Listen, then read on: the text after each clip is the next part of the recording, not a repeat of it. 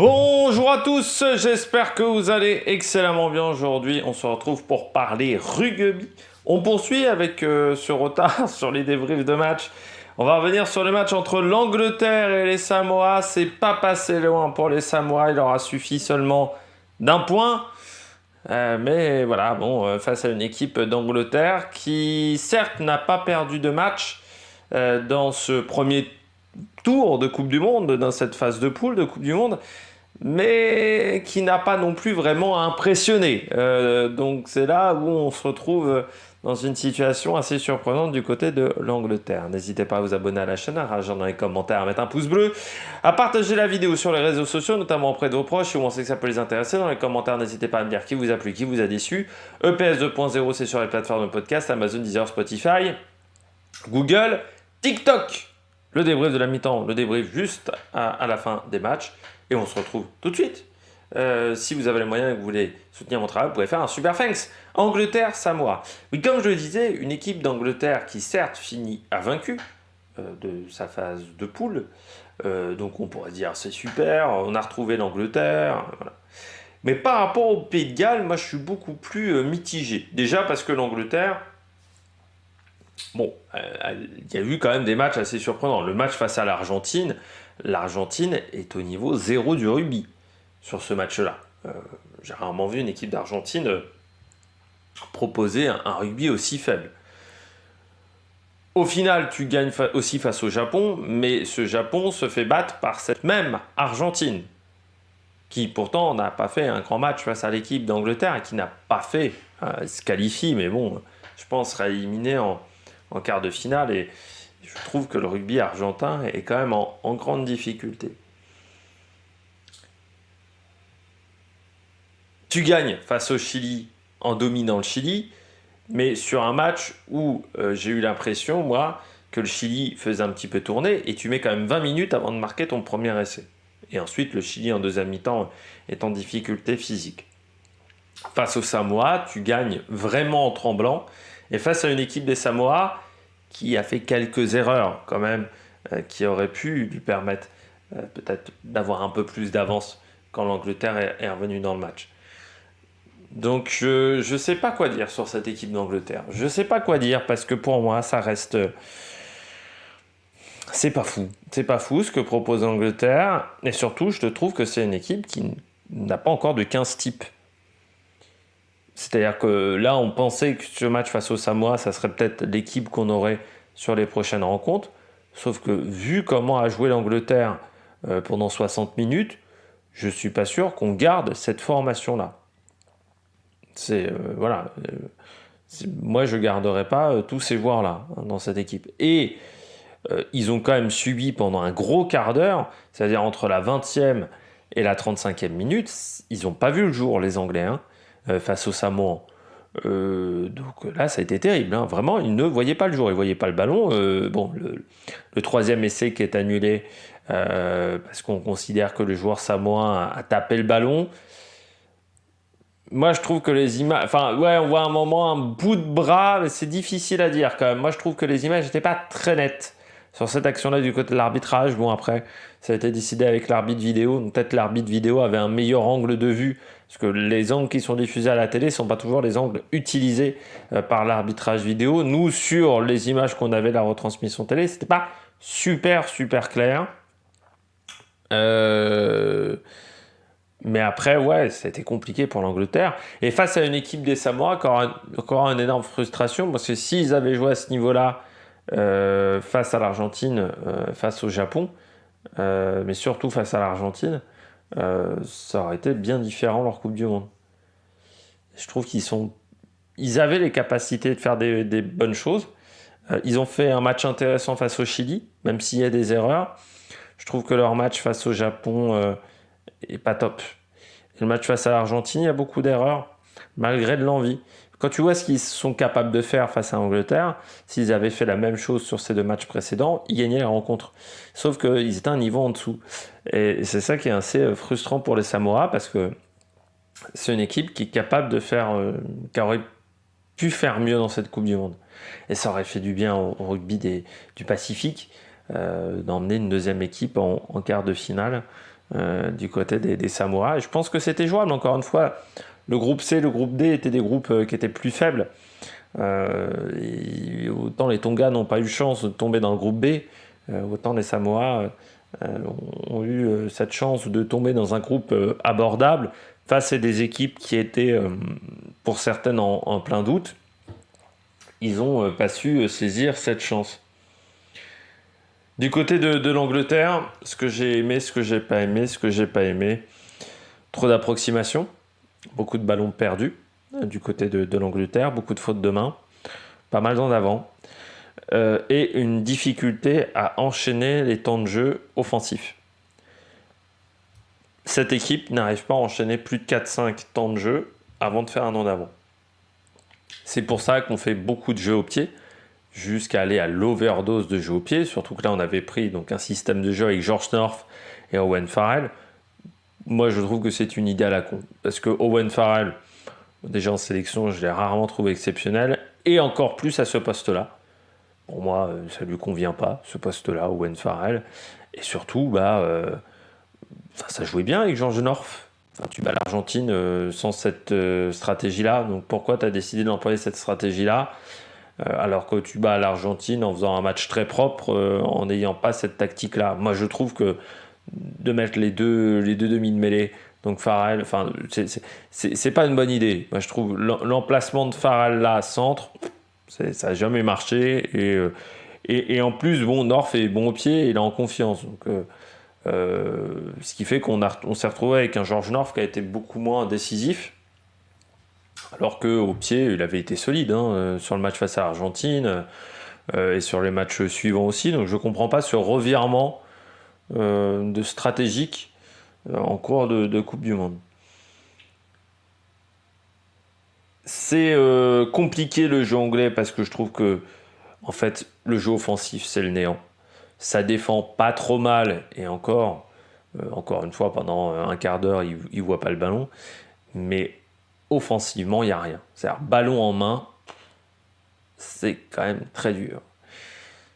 Il n'y a rien qui se passe, quoi. Le jeu offensif, ils n'arrivent pas à trouver d'intervalle, à part chez Sam et Danny Kerr. Et Danny Kerr, c'est sur une mêlée où il va surprendre tout le monde en partant de la mêlée. En récupérant le ballon de la mêlée et en allant direct à l'essai. Et chez Sam, c'est aussi une action où on utilise beaucoup les avants. Derrière, c'est pauvre. C'est pauvre. Et c'est pas Owen Farrell qui a changé la donne. Ça reste pauvre, cette équipe-là anglaise. Et encore une fois, on n'a toujours pas trouvé... Steve Borthwick n'a pas trouvé la solution. Il n'a pas de 15 types. Il est quand même là. Alors déjà, il connaissait l'équipe. Je rappelle, il était adjoint d'Eddie Jones. Et surtout, donc il connaît les points forts de l'équipe. Il a eu tout le tournoi destination pour se mettre dans le bain. Bon, on s'attendait à un peu mieux, quoi. On s'attendait un petit peu à relever la tête. Sauf que pour moi, est-ce que Borthwick était la bonne personne pour cette Coupe du Monde ? Parce qu'on reste dans l'état d'esprit des derniers mois d'Eddie Jones, où il se passait plus grand-chose du côté de l'Angleterre. Ça n'a pas été un électrochoc. Or, pour moi, il fallait un électrochoc. Sauf que Borthwick est dans la continuité d'Eddie Jones. Bon, à part que, physiquement, j'ai trouvé cette équipe, là aussi, en difficulté. C'est-à-dire, ils n'ont pas gagné le défi physique face aux Samoans, du tout. Alors que pourtant, ça a été une force pendant des années de l'Angleterre, le défi physique. Le fait de faire cavaler son adversaire et de fracasser l'adversaire en fin de match parce qu'il était complètement cramasse. Là, c'est plus du tout le cas. Je trouve que ça manque de rigueur dans le jeu anglais, offensivement, et c'est brouillon. L'organisation offensive n'est pas bonne, et il y a beaucoup trop de jeux au pied, mais en même temps, cette surutilisation du jeu au pied est due au fait qu'on n'arrive pas à enchaîner plus de 4-5 temps de jeu. Et la réalité, elle est là.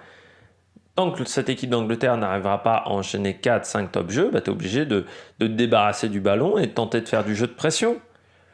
Sauf que comme tu utilises énormément le jeu au pied, au bout d'un moment, tu as des approximations aussi sur ton jeu au pied. Donc ça a été un match difficile. Mais c'est vraiment une équipe sur courant alternatif Il y a quelques actions. Le dernier quart d'heure est intéressant de la part des Anglais. Le début de match est intéressant aussi. Jusqu'à la 15e minute, 15e, 20e minute, c'est pas mal ce que font les Anglais. Mais c'est pas efficace. Et il y a encore pas mal de défauts qu'il va falloir corriger parce que sinon, en quart face aux Fidji, ça risque d'être compliqué, mais face à une équipe des Fidji qui sort de 2 matchs très difficiles. Alors nous, ça nous arrange parce que si on bat l'Afrique du Sud, Angleterre-Fidji, c'est les adversaires qu'on rencontrera en demi. Il se pourrait qu'on ait une demi qui soit plus facile que le quart de finale dans cette Coupe du Monde. Et c'est pareil pour l'Irlande. Enfin, pour l'Irlande ou pour la Nouvelle-Zélande. Et donc, on pourrait se retrouver à avoir soit un France-Irlande, France-Nouvelle-Zélande ou Afrique du Sud. Moi, je pense que vraiment la Coupe du Monde, les finalistes, ils sont dans ces 2 matchs-là. Ils sont dans ces 2 quarts de finale-là. Je ne vois pas dans le bas de tableau une équipe capable de rivaliser avec ces autres nations, où il faudrait sortir vraiment le match de l'année pour le Pays de Galles, ou pour l'Angleterre, ou pour les Fidji. Il faudrait vraiment sortir le match de l'année, ce qui me semble un petit peu compliqué. On passe au Samoa. Quelques soucis du côté des Samoa. Le manque de vitesse. C'est une équipe qui a des avants qui sont très lourds, mais le replacement, c'est pas top. Et ce manque de vitesse te gêne sur ton remplacement offensif, où souvent c'était un peu le bazar, mais également sur ton remplacement défensif. Et dès que l'Angleterre a mis un petit peu de vitesse et de vivacité, ils ont gagné des mètres. Parce que cette équipe samoane a beaucoup de mal à se replacer. Il lui faut au moins 3 temps de jeu adverses pour être en capacité de reformer sa ligne de défense. C'est trop long. Donc il faut réussir à faire mieux. Par contre, la puissance des Samoans a été dévastatrice face aux Anglais. Ils ont été très solides, notamment à la 5 sur 6 en mêlée, 11 sur 12 à la touche. Mais ils ont été très très présents dans les secteurs offensifs, dans les zones de ruck. Vraiment, la puissance a fait beaucoup. Pas mal de fautes au niveau des plaquages. On est à 60. Alors, on n'est pas sur un taux catastrophique de plaquage du côté des Samoans. On est à 77% de réussite contre. Alors, je comprends pas pourquoi c'est 76. Il doit y avoir une erreur sur les plaquages réussis. Ou soit